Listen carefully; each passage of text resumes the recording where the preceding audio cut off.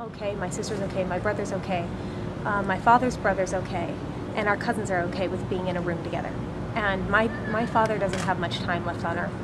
And we welcome Jean and Liberty in our circle around my father because that's what he would want. I'd set aside my differences, but it doesn't look like that's going to happen. When I did call Scott, my lawyer here, I said, Scott, Dad doesn't look so good. We should call Jean and Liberty and have them come. They came, and there were security downstairs. Security said, give me a minute, and Jean went ballistic. With give me a minute, I just have to call up. She lost it. She was actually escorted into the parking lot where she proceeded to call the police. The police she called escorted her off the lot. That is in a, we actually have the police report. She then came again. I'm sorry, that was the second time. That was when we told her. The first time she tried to get my dad out of the hospital when he was sleeping at 10:30 at night. May 6th, I went to see my dad, my sister and I. We got into the convalescent hospital. We hadn't seen my dad in 5 months. I kept fighting. We're putting a court case together. I'm like, I've got to see my dad. I know he doesn't have much time. We got in.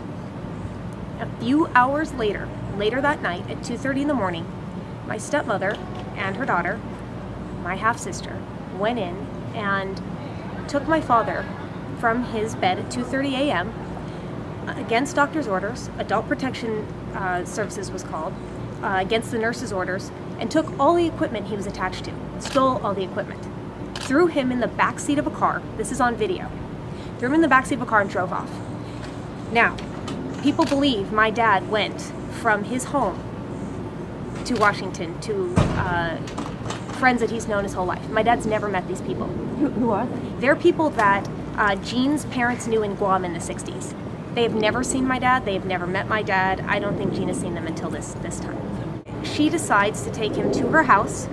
We get word from her nephew that she's trying to get him out of the country and at least onto an Indian reservation. There are reservations made under Jean and Kerri Casem's name at Tulalip.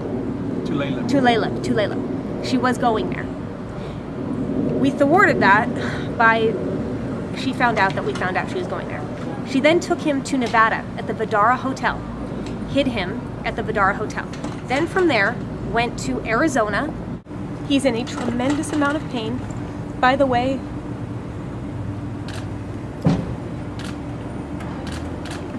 take it down. The 3 weeks that he was at that house, he wasn't on pain meds. And the doctor that's involved with him now that does palliative cares, and he is in so much pain, it was torture for him.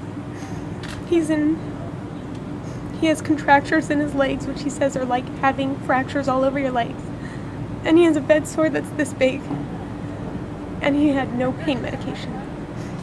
No, there is no home here. My dad doesn't know the Silverdale house. He doesn't even know the people in there. Home is with his loved ones. Wherever he is not, I hope to God for some miracle he gets stronger and we can take him home. But I don't think that's going to happen. And home right now is with his loved ones. Wherever that is, if it's in hospice or if it's at St. Anthony's. I just want all of us to be around him. That is it. And that's really all I'm going to say. But thank you so much. Thank you. Thank you.